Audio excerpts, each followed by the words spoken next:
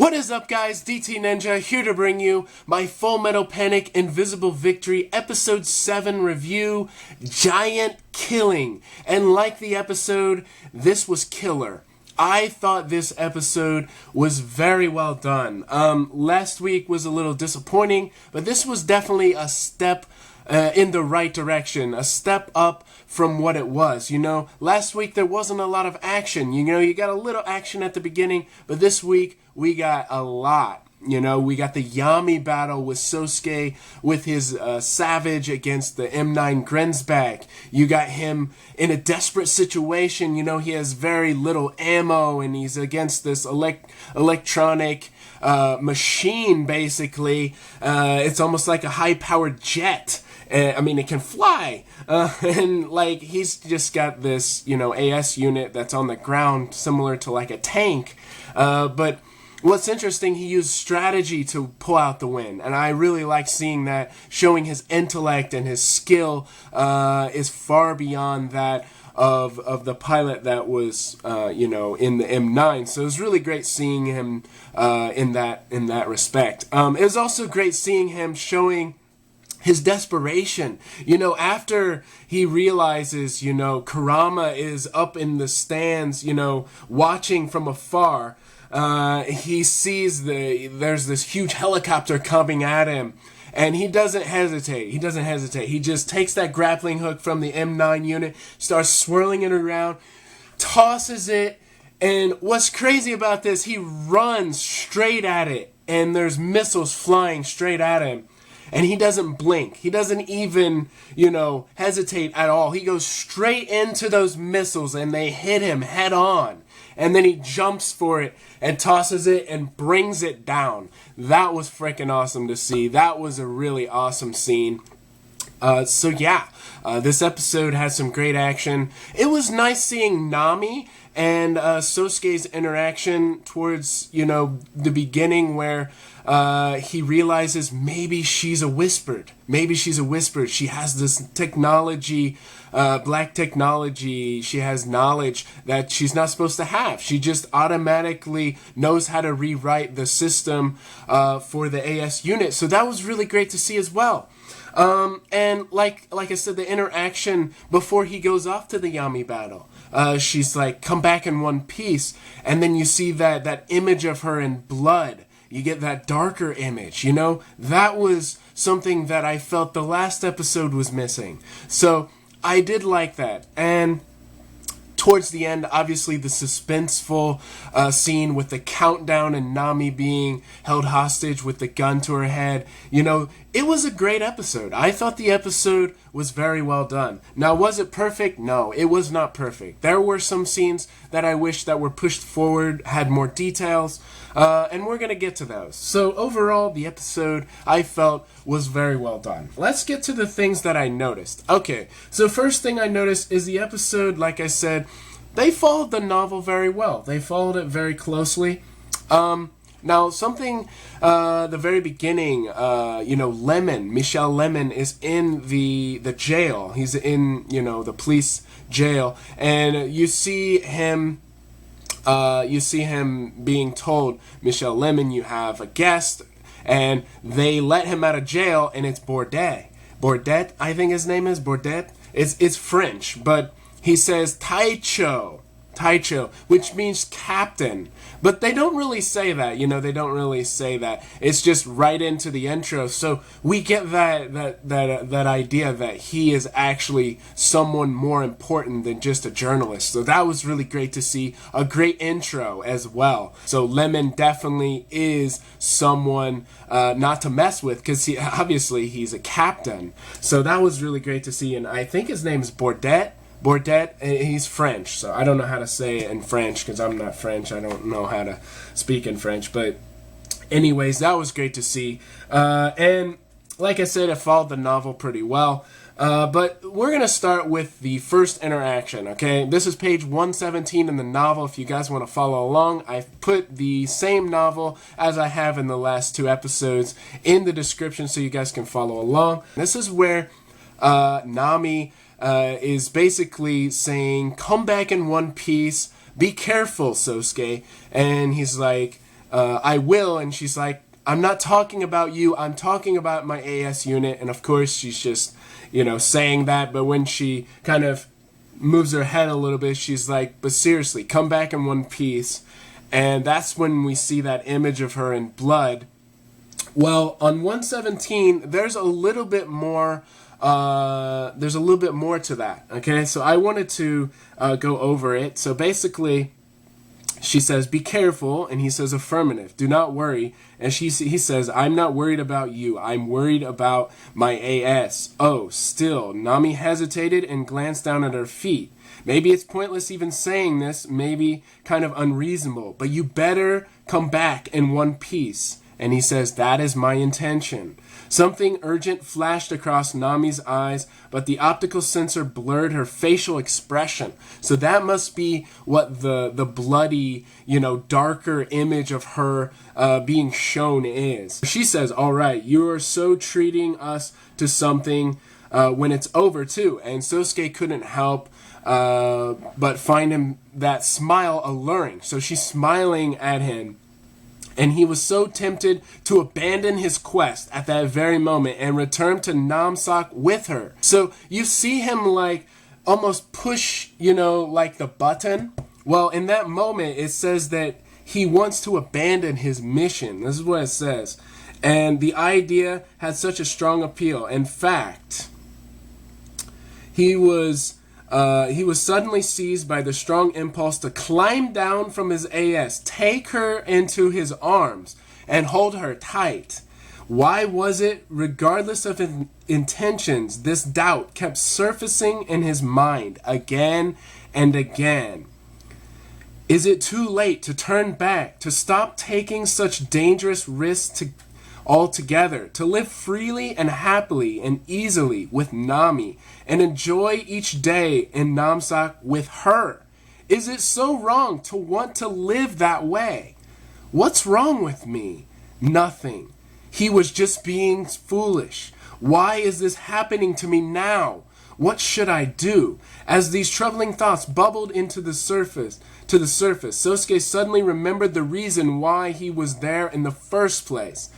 An unspeakable guilt settled into his conscience. He remembered the hardship he had went through with the person who made him feel, and then it made him care. The human heart is a very strange thing. So he recalls Chidori, recalls the person that he has to fight for. But in the anime, it didn't really show that, right? It only showed Nami's face, and it showed a darker, image of her in blood, and it also showed the fact that he hesitated. It didn't really show any further than that. So it could have done a little bit more with that, but it did have that darker tone to it, so I did like how they handled that. But anyways, it did show a lot more in the novel, so that's just a little bit more.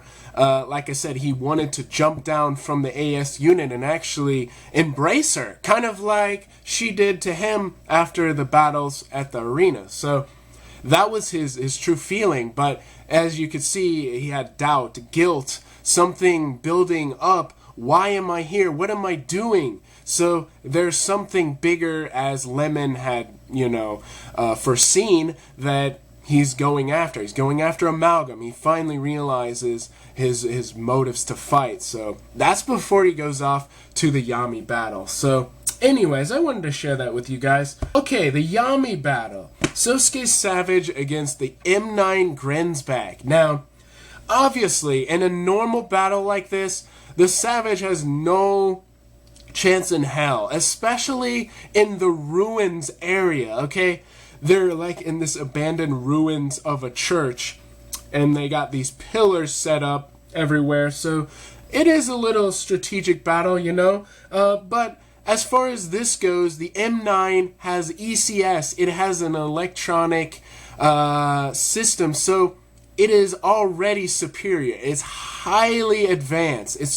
It's extremely better than Sosuke. Sosuke is generations before this. So obviously, before they even start, he realizes the M9 is the one because it's kind of camouflaged, right? And it's got the monomolecular cutter, and it cuts him. And that's how he figures it out. Oh, it's an M9, and it sets up on, on the building. This is an execution. That's when the police chief is like, you realize this is the battle. It's an execution. You're going to die here. And so the realization sets in that, this is going to be a very tough battle because obviously the M9 is far superior than the Savage. So I want to explain something. So the Savage obviously is a hydraulic system, so it's very different than the electronic system that the M9 has. Now that gives him an advantage in the end when he uses the strategy. However, it is explained that a M9 unit is actually, in the novel, it explains that it is an equivalent of a high-powered jet because it can fly. It literally can fly. So it's got a huge advantage over Sosuke. Alright guys, so I'm going to share with you guys now a look at my anime mission Full Metal Panic. We're going to look at two specific AS units, and one is the Savage, obviously the one that Sosuke is, operating in this episode. And then we're going to look at the M9 Grenzback, and we'll see exactly what the differences are, because you can definitely tell one is way more advanced. This is the Savage right here. Not quite the same. It almost looks a little more advanced than Sosuke's was. And then you got the M9, which is this one. I mean, obviously it has a huge height advantage. Look at that. That one is much more advanced, highly advanced. So we're going to take a look at both of them. So first, the Arcane 92, currently the primary AS used in the East, began being developed in 1992, directly following the Gulf War. This unit, commonly referred to in the West as the Savage, it is reliable, solidly constructed piece of machinery. There are reports that its egg-shaped body is constructed from steel compound monoblock, designed especially to repel incoming fire. So you can definitely tell that the actual construction of it is used to, repel the gunfire from its steel body. So it has a good body structure. That it looks like an egg because it is designed to reflect that firepower. And then it says, like the M6 series, the Savage utilizes a gas turbine engine. So it actually is a hydraulic system. It's not electronic like the M9. So it's very different. In the episode, we see why it is useful in a strategy, because that is what allowed him to survive against the M9 when he brought down the entire, wall of the mausoleum. All of those pillars crashed and the entire ceiling fell on top of him. The electromagnetic, series M9 could not withstand that much, weight. But the hydraulic one was able to, because it's almost like a manual. Obviously, it's more it's a hydraulic one. It's gas turbine, so it's more effective in that in that sense. So, but anyways, one advantage of the Arcane 92 series is extremely low cost, which is eased its introduction into the third world countries and relatively weak economies. There have even been instances of small bands of guerrillas utilizing them. One famous example was the Middle East, where significant numbers of RK-92 units appeared on the scene during a time of internal conflict resulting from Soviet interference in domestic affairs. Guerrilla forces piloting stolen units destroyed a large number of military RK-92 units. Because of the appearance of the RK-92 has also been referred to as the frog below. Its frog-like eyes are two large holes which actually machine gun muzzles. So, if you see the frog eyes, these are actually machine gun muzzles. So they're actually weapons. So that's pretty interesting, pretty cool feature of the Savage. And like I said, it is actually better used in a Middle Eastern desert-like climate. So, but anyways, that's the Arcane 92, the Savage, and it even is referred to as the Frog. So that's why it kind of has this frog look to it. Okay, now we're gonna look back at the M9 Grenzback. Okay, so here's the M9. You can definitely tell the head is definitely different than, the frog. It almost resembles more of a human, and you can see it's got like these wings. It's because it can fly, obviously, more like a jet. So here are some of the features of the M9. So the first one is its electronic drive system using an improved high output electromagnetic musculature. So basically, like I said, it's not hydraulic, it is electronic. So it's all highly advanced, computer technology. So it's very highly advanced. But in that case, if the computer shuts down, the unit shuts down as well. So that is one of the, I guess, disadvantages of using one. If the computer fails, then the whole thing's going to fail because it's electronic. Okay, the next one, it says the second important feature of the M9 is the increased duration of its sustainable time in battle, an incredibly quiet operation. So, ECS is the reason why it is used, the camouflage. So when Sosuke sees, when he feels being hit by that monomolecular cutter, that knife that cut him, he realized that it's an M9. They're using that ECS, the camouflage, so it's invisible and it's very quiet. So it doesn't make a lot of noise. That is a huge advantage over Sosuke because it can quietly attack you without you even knowing. So that is the second feature. Okay, and then the third important feature of the M9 is its control system, which incorporates true AI technology, fundamentally tactical and control support system, and master-slave system rely on the pilot, but are difficult for pilot to operate. So it is difficult to operate an M9. However, if you are highly skilled, it is very effective because obviously it's faster, it's stronger, it's bigger.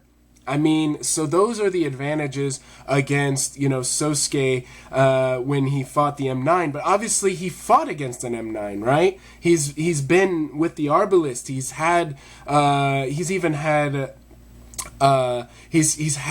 experience against the Savages as well.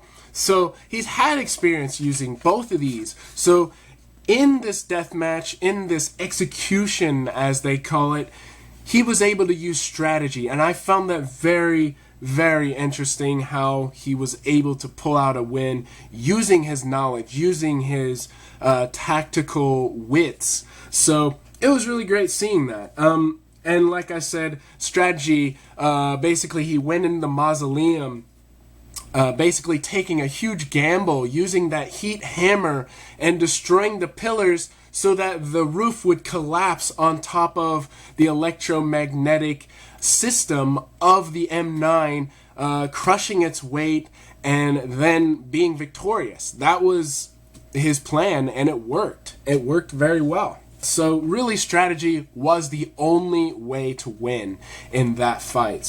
But anyways, I did like how he used the strategy. I liked how he used his wits. I like how he used his skills. So it was good. So the next part, in the Yami battle, obviously Sosuke is fighting the M9. While that is taking place, his friends and comrades are kind of taken away, right? It's a countermeasure against Sosuke while he's fighting, to try to, get to him, right? So Nami is taken away with the police chief to go to the observatory where Kurama is, right? Sosuke's enemy from Amalgam.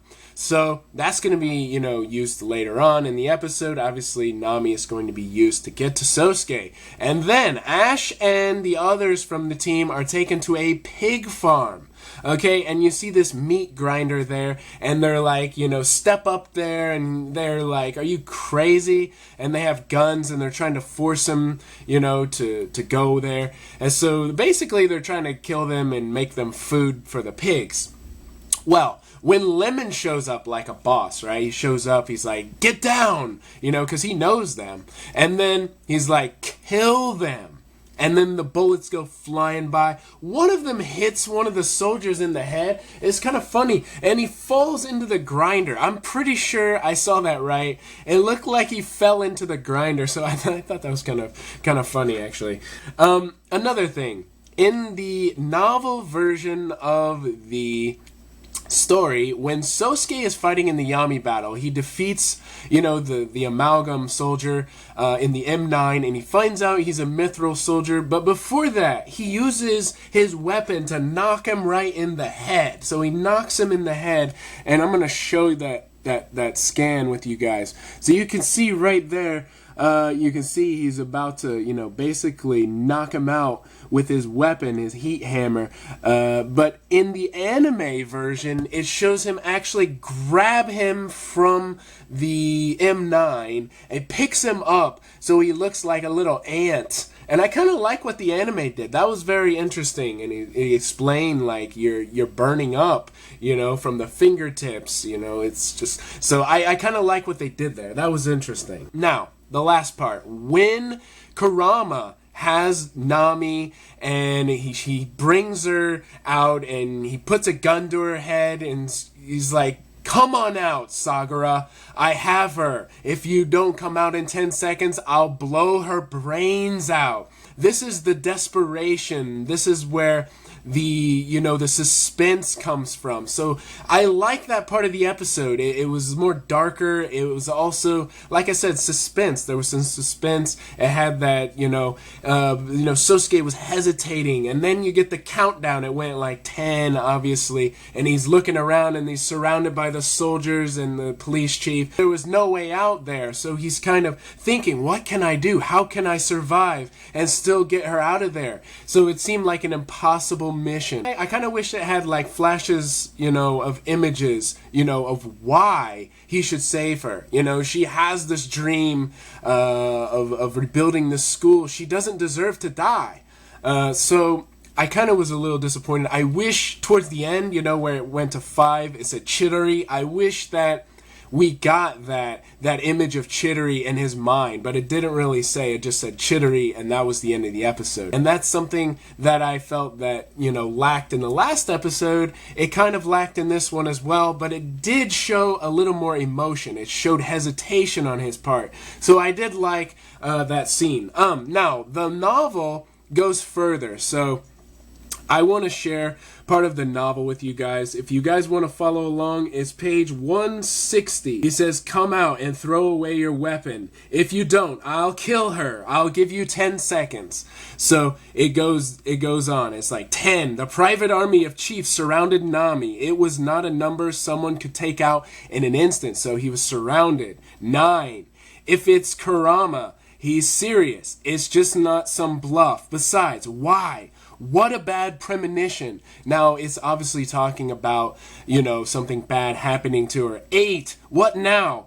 It was the first time for these feelings. Actually, he felt something bad would happen. Something he could not recover from. 7. 7 more seconds. Only 7 more seconds. If he moved out of the thicket now, what would happen? Would he forcibly shoot to kill? Kurama was not a forgiving man. 6. 1 second felt like 1 minute. Next, it felt like 1 day. Before long, it was a week, and then became a month. If he went out, Nami might not be saved. He was originally a human who had nothing to do. She was originally a human who had nothing to do with this. But there was no mistake that she would be killed. With the many things that had unfolded to this point, Kurama had every reason to do so. He had been passing through the suitable amount of bloodshed. Nonetheless, he had survived somehow. Suddenly, he was stuck in this place. 5. There was no reason for Nami to die here. A blameless girl who had nothing to do with the Battle of Mithril and Amalgam was going to die in a place like that, but he couldn't think about dying there. What would happen if he died? Who would save Kaname? Who would make sure that Leonard and the rest of Amalgam paid for their sins? So you can just see, you know, the intensity as I was reading of the scene in the novel compared to the anime. Now, like I said, you can definitely tell there was suspense, there was desperation on the face of Sosuke, there was hesitance in him. But again, there was like the time almost stopped in his mind. So I kind of wish we got that imagery throughout, you know, the countdowns. So I hope you guys enjoyed my review. Some memorable scenes that I really enjoyed, like Lemon coming in like a boss as the captain of his French, you know, intelligence unit, and basically ordering them to kill the soldiers who are, you know, having his friends held captive. That was really cool to see. Also, I like the fact that we had that scene where he was in the AS unit before he went off to the Yami battle,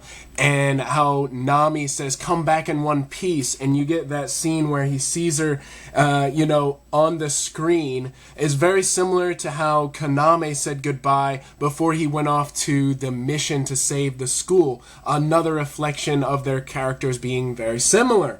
I also liked just the whole action of this episode. The countdown was very suspenseful, although I kind of wish it had the imagery as I stated before. But overall, the episode was done pretty well. I give it an 8.5 out of 10 this week. So yeah, guys, I hope you guys enjoyed. Next week is going to be Burning One Man Force. Burning One Man Force. It's going to be intense. It's going to be sad. It's going to be you know, crazy. So get ready. Obviously you guys know what's probably going to happen, especially with this countdown. So anyways, I hope you guys enjoyed my review, and I will see you guys in the next one.